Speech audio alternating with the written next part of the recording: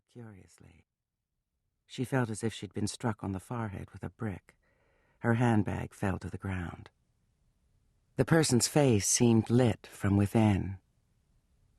Ralph Eastman gave her a kiss on the cheek, asking how was the career girl from New York, and Buddy Wittenborn slid off the front seat and hugged her and ducked back, turning his head and pushing his glasses back on his nose.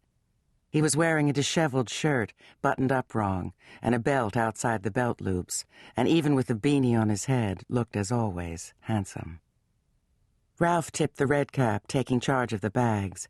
She was down on her knees, picking up her handbag, trying to look at any other place other than at the person in the sunglasses. "Oh," Buddy said, "this is Arden." She was far enough away from the person that not to shake his hand was not rude. She didn't dare shake his hand. "Hi," she said, and smiled brightly. "That's Anne," Buddy said.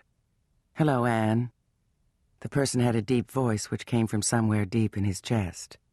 "We've been waiting for you, Anne." It was also kind of rough. She caught a lipstick rolling and looked up. The person was not smiling. She blushed and looked back down. "Am I that late? We stopped for a while in Providence." She felt the black glasses on her. Ralph slammed the back hatch. "A late train has been figured into the calculations. He sure will miss the ferry," Buddy said. "On the contrary, just what I plan to avoid, so let's go." The person was walking away from the car. He bent to pick something off the ground. "Harris," Ralph called, starting the car. The person came back on long, slow legs and got into the back seat beside Anne. He held up some keys attached to a St. Christopher medal. "These yours?" he said. "God," Anne said, taking her keys. "Thank you, that was idiotic." She looked straight at him. "Which is your name?" "They both are." "In what order?" "Which is better?" The face was placid, and she could not read the eyes behind the glasses.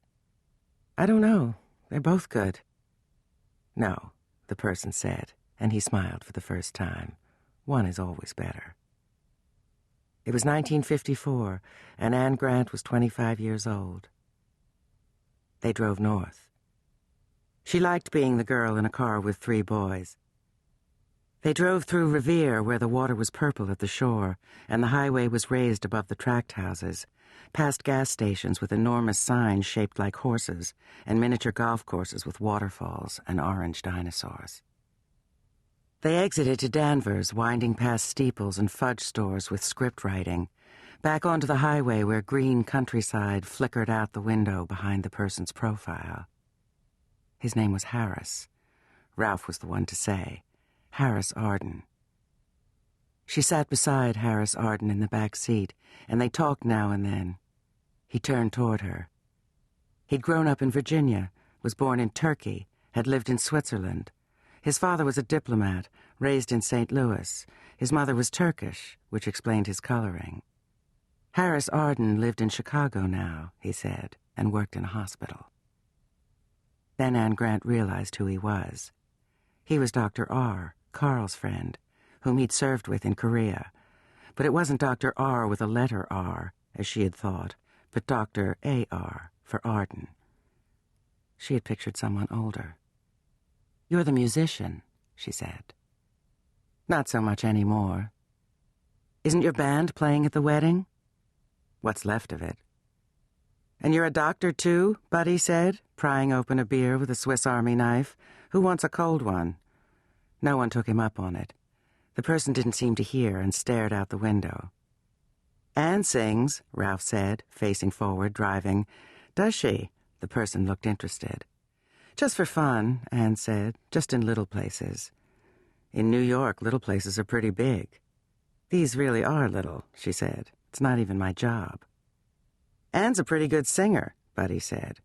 "I'd like to hear her sing," said the person in the sunglasses, looking ahead. "Have you moved her?" "She was sitting up this morning." "Mrs. Lord." The smell of rosewater. "I'm sorry I'm late," said Anne Lord. "We stopped for a long time in Providence." "Mrs. Lord, you have a visitor." Anne Lord opened her eyes. "No, he's not," she said.